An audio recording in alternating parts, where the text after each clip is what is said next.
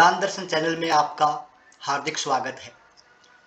पिछले वीडियो में हमने दोस्तों कंपनी क्रिएट करना, एडिट करना, जीएसटी को इनेबल करना, बर्तन साफ करना, पानी भरना,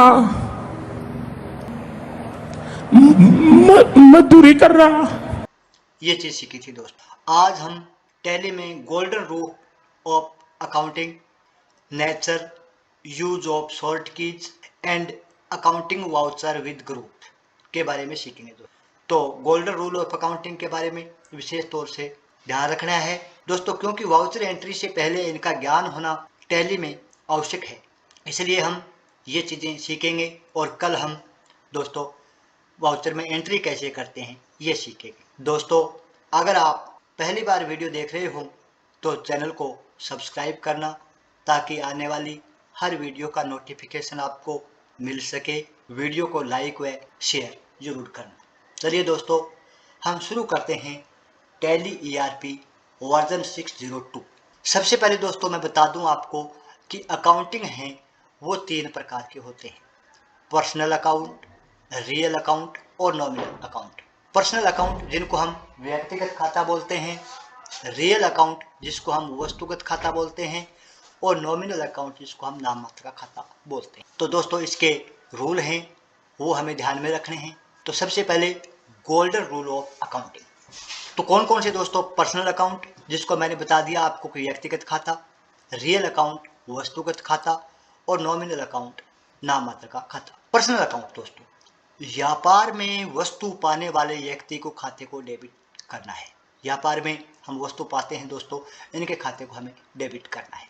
तो आपको डेबिट का विशेष तौर से ध्यान रखना है। व्यापार में वस्तु को पाने वाले व्यक्ति का खाता है उसको डेबिट करना है और व्यापार में वस्तु देने वाले व्यक्ति के खाते को क्रेडिट करना है। डेबिट द रिसीवर व्यापार में वस्तु पाने वाले व्यक्ति के खाते को डेबिट, क्रेडिट द गिवर व्यापार में वस्तु देने वाले व्यक्ति के खाते को क्रेडिट करना है। इसी प्रकार दूसरा खाता है दोस्तों रियल अकाउंट।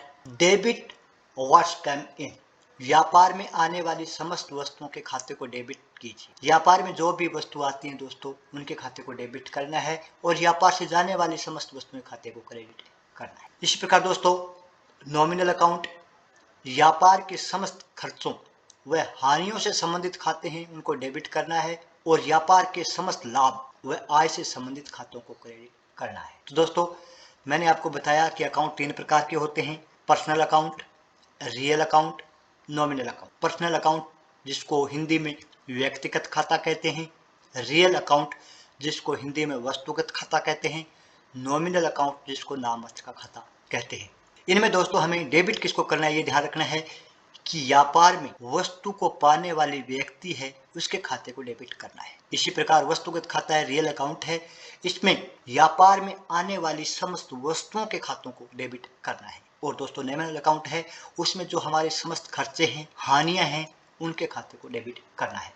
तो दोस्तों ये नोट लिख के मैंने लिखा है कि व्यापार में आने वाली समस्त वस्तुओं के खातों को, वस्तु को पाने वाले समस्त व्यक्तियों के खातों को और व्यापार में होने वाले खर्चे व हानियों के खातों को डेबिट करना है। क्रेडिट अपने आप याद हो जाएगा आपको। और दोस्तों जब हम एंट्री करेंगे उस टाइम आपको अच्छी तरह से समझ में आ जाएगा कि कौन से खातों को डेबिट करना है और कौन से खातों को क्रेडिट करना है। इसलिए दोस्तों आपको एक बार इसको रीडिंग करना या ध्यान में रखना जरूरी है, क्योंकि जब हम एंट्री करते हैं तो सबसे बड़ी समस्या यही होती है कि किन खातों को डेबिट करना है और कौन से खाते को क्रेडिट करना है। तो दोस्तों आपको डेबिट का ध्यान रखना है। व्यापार में आने वाली समस्त वस्तुओं के खातों को डेबिट करना है, व्यापार में वस्तु को पाने वाले व्यक्ति हैं उनके समस्त खातों को डेबिट करना है और जो होने वाले खर्चे हैं वह हानियां हैं उनको डेबिट करना है। चलिए दोस्तों नेक्स्ट हम पढ़ते हैं नेचर। नेचर दोस्तों 4 प्रकार के होते हैं। जब हम टैली में बैलेंस शीट देखते हैं तो 4 प्रकार के नेचर हमें दिखाई देते हैं। एंट्री है वो 4 में दिखाई देती है: लायबिलिटी, एसेट्स, एक्सपेंस और इनकम। दोस्तों तो लायबिलिटी का मतलब होता है दोस्तों उत्तरदायित्व।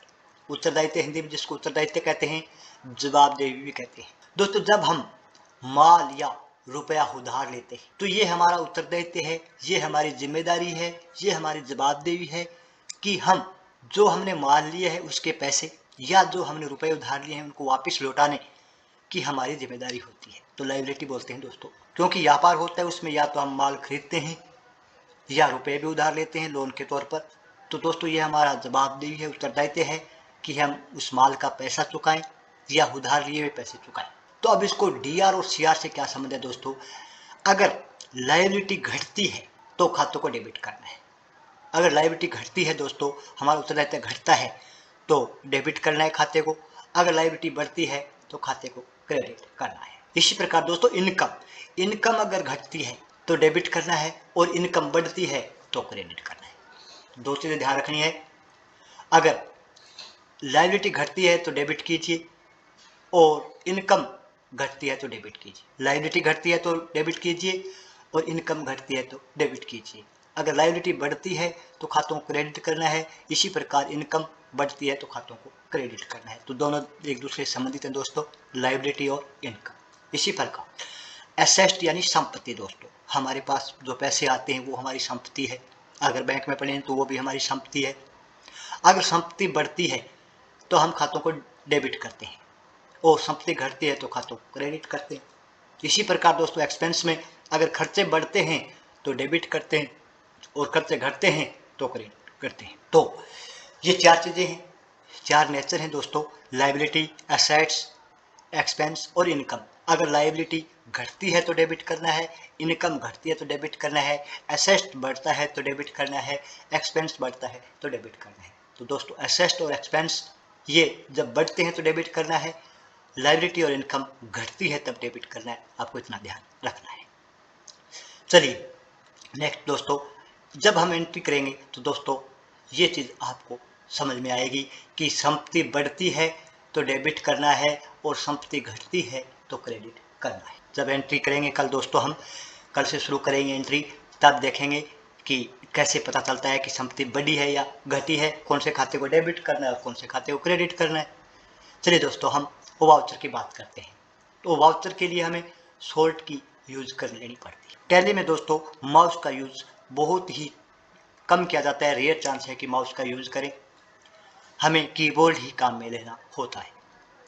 तो वाउचर सबसे पहले दोस्तों जब हम एंट्री करते हैं तो डेट चेंज के लिए हमारी सॉल्ट की है अप टू। अगर हम अप टू दबाते हैं, अप टू प्रेस करते हैं तो डेट का ऑप्शन आ जाएगा दोस्तों, जिसमें हम डेट चेंज कर सकते हैं।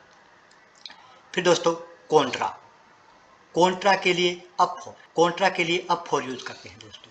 कॉन्ट्रा में कौन कौन सी एंट्री होती है? बैंक की और कैश की होती है दोस्तों। Bank to bank, bank to cash और कैश टू बैंक, इनकी एंट्री कॉन्ट्रा में होती है और इसके लिए हम अप फॉर यूज करते हैं। इन दिस वे दोस्तों पेमेंट के लिए हम अप 5 यूज करते हैं। अप 5 दबाकर हम पेमेंट की एंट्री करेंगे।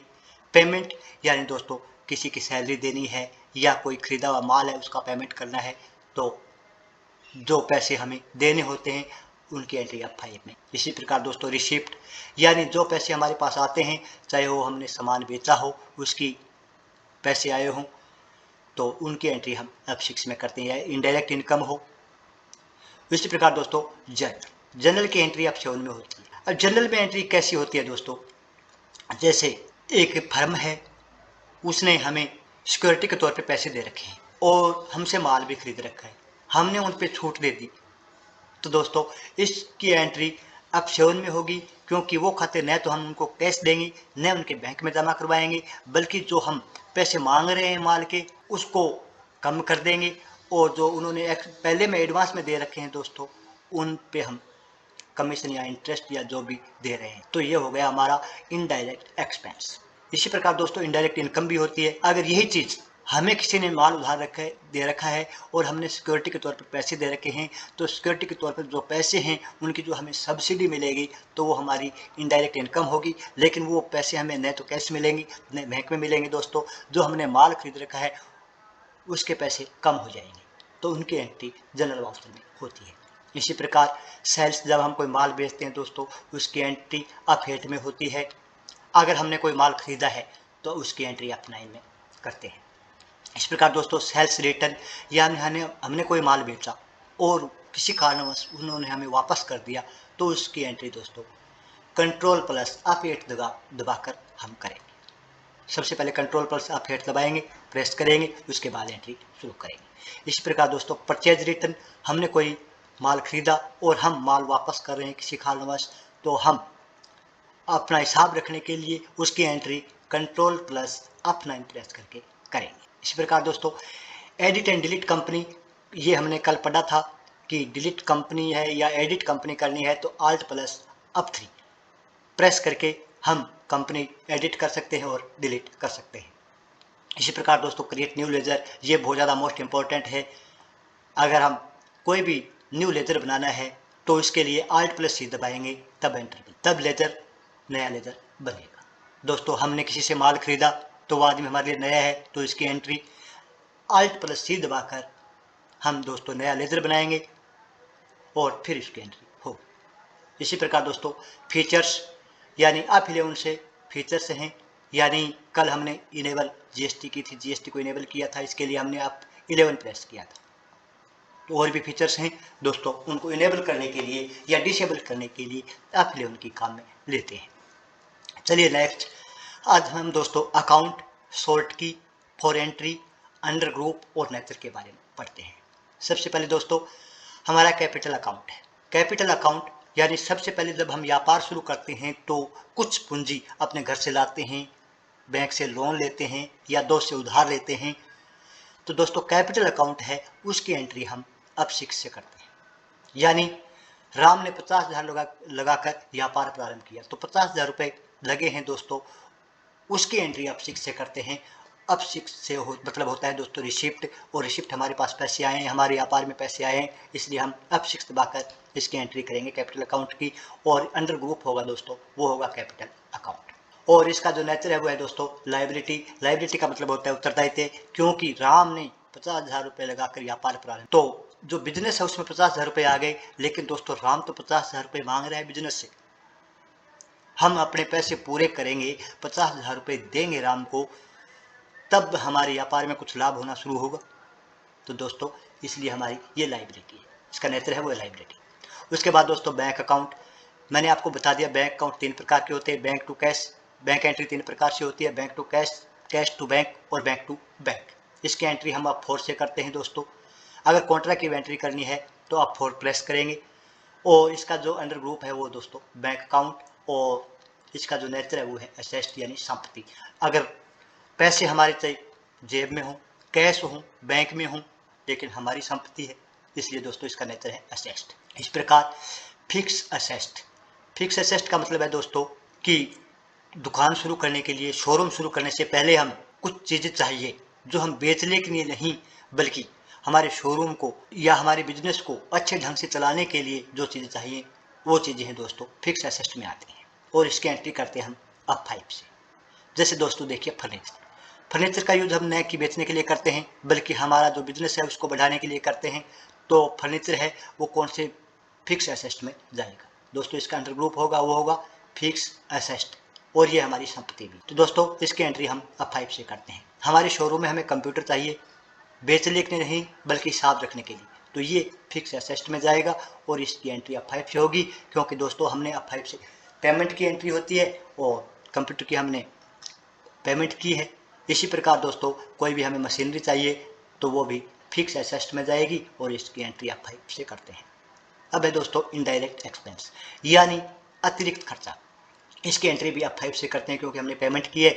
तो कैसे दोस्तों कि कोई स्टाफ है या अकाउंटेंट है उसकी सैलरी दी, तो वो जाता है इनडायरेक्ट एक्सपेंस में। आपको ध्यान रखना है इसका अंडर ग्रुप है इनडायरेक्ट एक्सपेंस। इसी प्रकार दोस्तों हमने बिजली का बिल भरा या वाटर चाहिए, पानी पीने के लिए गिलास चाहिए, पानी चाहिए, तो इनकी एंट्री F5 से होती है और इनका जो अंडर ग्रुप है दोस्तों वो है इनडायरेक्ट एक्सपेंस। तो ये आपको ध्यान रखना है कि जो अतिरिक्त खर्च होते हैं वो इनडायरेक्ट एक्सपेंस में जाते हैं। इनडायरेक्ट इनकम यानी अप्रत्यक्ष आय, जो हमें ध्यान नहीं होती दोस्तों, वो आय अगर आ जाए तो वो होती है इनडायरेक्ट इनकम, और इसकी एंट्री हम F6 से करते हैं। जैसे ओल्ड न्यूज़पेपर, हमने 2 महीने बाद अखबार बेचे, उनके पैसे मिले, वो है इनडायरेक्ट इनकम, जिसका हमने कभी सोचा भी नहीं था, अप्रत्यक्ष आय।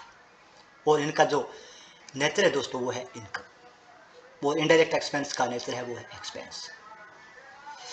ओल्ड एसी, हमारी कोई पुरानी ऐसी पड़ी है, उसको बेच दिया, पैसे आ गए, वो इनडायरेक्ट इनकम। पुराना फर्नीचर है या किसी कमीशन दिया, हमें कमीशन प्राप्त हुआ, किसी से कमीशन प्राप्त हुआ, तो वो इसका अंडर ग्रुप होगा इनडायरेक्ट इनकम, और इसकी एंट्री होती है F6 से। नेक्स्ट चलिए दोस्तों, करंट लायबिलिटीज। जैसे हमने एडवांस फ्रॉम कस्टमर, किसी कस्टमर से हमें एडवांस प्राप्त हुई, तो ये वैसे तो हमारी लायबिलिटी हो गई दोस्तों कि उसका माल है, वो एडवांस प्राप्त हुई, उसका माल देना है, तो लायबिलिटी में आ गया। और इसका अंडर ग्रुप है वो है लायबिलिटी दोस्तों, और उसकी एंट्री होती है वो होती है F6 से, क्योंकि F6 में रिसिप्ट होते हैं, हमें पैसे प्राप्त हुए हैं। जर्नल का मैंने आपको बता दिया दोस्तों, अब 7 से इसकी एंट्री होती है, और इसका ग्रुप है वो इनडायरेक्ट इनकम भी हो सकता है, इनडायरेक्ट एक्सपेंस भी हो सकता है। चलिए दोस्तों नेक्स्ट चलते हैं, कैश सेल। हमने कोई वस्तु बेची और वो भी नकद, तो दोस्तों इसकी एंट्री होगी F8 से, और इसका जो अंडर ग्रुप होगा वो होगा दोस्तों सेल्स अकाउंट। कौन सा? Sales account. और दोस्तों अगर हमने कोई उधार चीज बेची है तो इसकी एंट्री तो F8 से ही होगी, लेकिन इसका जो ग्रुप होगा दोस्तों वो होगा सैंड्री डेबिटर। तो आपको ये ध्यान रखना है कि अगर सेल्स करते हैं तो सैंड्री डेबिटर, और परचेज करते हैं तो सैंड्री क्रेडिटर। दोस्तों सेल्स के लिए F8 हम दबाएंगे, और परचेज के लिए हम F9 दबाएंगे। तो दोस्तों अगर हमें कोई परचेज कैश की है, यानी नगद खरीदा है कोई माल, तो इसका जो अंडर ग्रुप है वो होगा दोस्तों परचेज अकाउंट। और दोस्तों हमने उधार खरीदा है तो उसकी एंट्री तो F9 से ही होगी, लेकिन उसके लिए सैंड्री क्रेडिटर यूज किया गया है। और ये हमारी लायबिलिटी है दोस्तों, कि हमारा उत्तरदायित्व है कि हम उसके पैसे चुकाएं। दोस्तों विशेष तौर से आपको ध्यान रखना है कि कैश सेल, उसका जो है वो है सेल्स अकाउंट, और जो कैश परचेज है उसका अंडर ग्रुप है वो है परचेज अकाउंट। लेकिन जब हम उधार माल बेचते हैं तो उसका ग्रुप होगा सैंड्री डेबिटर। उसको याद रखते हैं दोस्तों हम SSD से। किससे याद रखते हैं? SSD से। दोस्तों SSD से याद रखना है हमें, SSD।